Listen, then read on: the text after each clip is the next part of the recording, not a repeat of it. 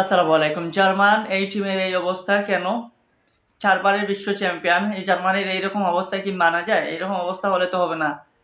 তবে জার্মানির কথার বাইরে যদি আমরা চলে আসি তাহলে পর্তুগালকে নিয়ে যদি বলি তাহলে পর্তুগালকে নিয়ে বলতে হয় দীর্ঘ ২৫ বছর পর জার্মান বধ করলো। জার্মানিকে তারা হারালো দীর্ঘ ২৫ বছর পর।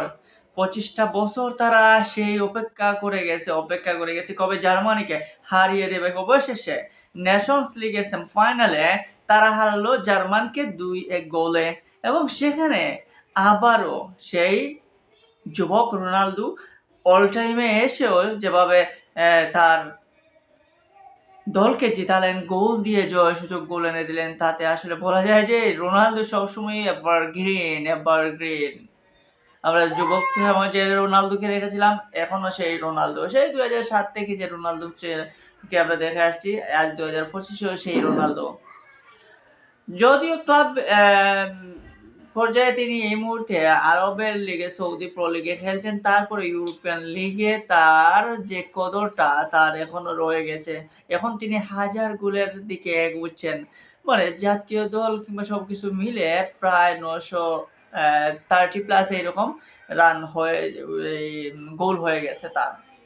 তাহলে বুঝতেই পারতেছেন রোনালদো কোন পর্যায়ে রয়েছেন এবং ২৫ বছর পর জার্মানিকে হারানোটা কোনো কথা না, সেটা হচ্ছে অনেক বড় একটা চ্যালেঞ্জ। কারণ সেই ২০০০ সালের পর আমরা দেখেছি জার্মানি কতটা ভয়ঙ্কর রূপ দেখিয়েছে। প্রতিটা বিশ্বকাপ বলেন, প্রতিটা ইউরোপা কাপ বলেন, প্রত্যেকটা জায়গায় তাদের দাপট ছিল সেই লেভেলের। তারা সেখানে বিশ্বকাপও জয়লাভ করেছে। সেই ২০১৪ সালে আসার পরে হয়তো কিছুটা স্লো হয়ে গেছে এবং ১৪ পরবর্তীতে তাদেরকে এখন তেমন একটা পাওয়া যাচ্ছে না। তবে রিসেন্টলি যে জার্মান টিমটাকে দেখলাম সেই জার্মান টিমে সবকিছু রয়েছে। শুধু বাকি যে জার্মানির এই নতুন যারা রয়েছে জামাল মুসিয়ালা সহ ঐর্য সহ যারা রয়েছে তাদের সময় বুঝে খুব মারাটা এখন বাকি। এখন তাদের দলগত বা সমষ্টিগতভাবে তাদের পারফরম্যান্স করার বাকি। নাগলসম্যান জার্মান কোচের এই সামনে যে ২০২৬ বিশ্বকাপ রয়েছে এটা হচ্ছে একটা বড় চ্যালেঞ্জ। কারণ তার পূর্ববর্তী যারা কোচ ছিলেন সবাই সফল।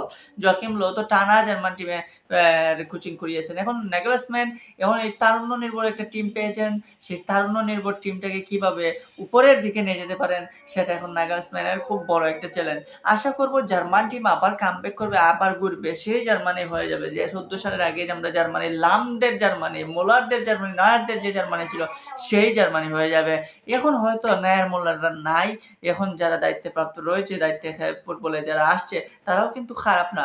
উজ্জ্বল গোলটা দেখেন কত সুন্দর গোল করেছেন। জামাল মুসিয়ালা তাদের শতভাগ দিচ্ছেন। লেরয় সানেরা তারা কিন্তু পারফেক্ট একটা প্লেয়াররা। তো জার্মান টিমে যারা রয়েছেন তারা কিন্তু ইউরোপের বিভিন্ন বড়, বড় লিগে খেলেন। তো এখন শুধু বাকি তাদের সমষ্টিগত পারফরম্যান্স। সেই সমষ্টিগত পারফরম্যান্স যখন করবে তারা তখন কিন্তু তাদেরকে হারানোটা অসম্ভব বা অনেক কষ্টসাধ্য হয়ে বিষয়ে দাঁড়াবে প্রতিপক্ষের জন্য। কিন্তু কালকে পর্তুগাল এবং জার্মানির ম্যাচ যারা দেখেছেন তারা দেখতে পারবেন জার্মানি কত সুন্দর খেলেছে, কিন্তু তারা হেরেছে কোথায়? তারা হেরেছে লং পাস এবং কাউন্টার অ্যাটাকে। কাউন্টার অ্যাটাকে গিয়েই পর্তুগাল কিন্তু জয়লাভ করেছে এবং সেখানে নাগলসম্যান তার দুর্বলতা দেখিয়েছেন। তিনি কাউন্টার অ্যাটাক তো করতেই পারেন নাই, উল্টো কাউন্টার অ্যাটাকে গোল খেয়েছেন। যদিও তার দল অনেকটা পাসিং ফুটবল খেলে থাকে, তারপরও এই মুহূর্তে যদি বলেন তাহলে এইরকম পাসিং এর বাইরেও কিন্তু অ্যাটাক করতে হলে আপনার স্টেনগান বার্সেলোনাতেও ঠিকঠাক জায়গা পান না। সেই স্টেনগান জার্মান টিমের গোলের অতন্দ্র প্রহরী হয়ে দাঁড়িয়েছেন এবং ফার্স্টেই তিনি এবার মিস করলেন। কারণ তার যে লেভেলের গোলকিপার তিনি যে লেভেলের পারফরম্যান্স করার কথা তার সেই লেভেলের পারফরম্যান্স আমরা তার কাছ থেকে দেখতে পারি নাই। সো অ্যাটাক নির্ভর ফুটবল খেলতে হবে এবং লং ডিস্টেন্স বলা যায় যেটাকে বলা হয় মানে দূরত্ব নির্ভর ফুটবল খেললে হবে না এবং প্রতিপক্ষকে বুঝে আপনাকে খেলতে হবে, নতুবা ফুটবলে উন্নতি করা সম্ভব না এবং সেই দিকটা জার্মানের নাগলসম্যানের চ্যালেঞ্জ হয়ে দাঁড়াবে।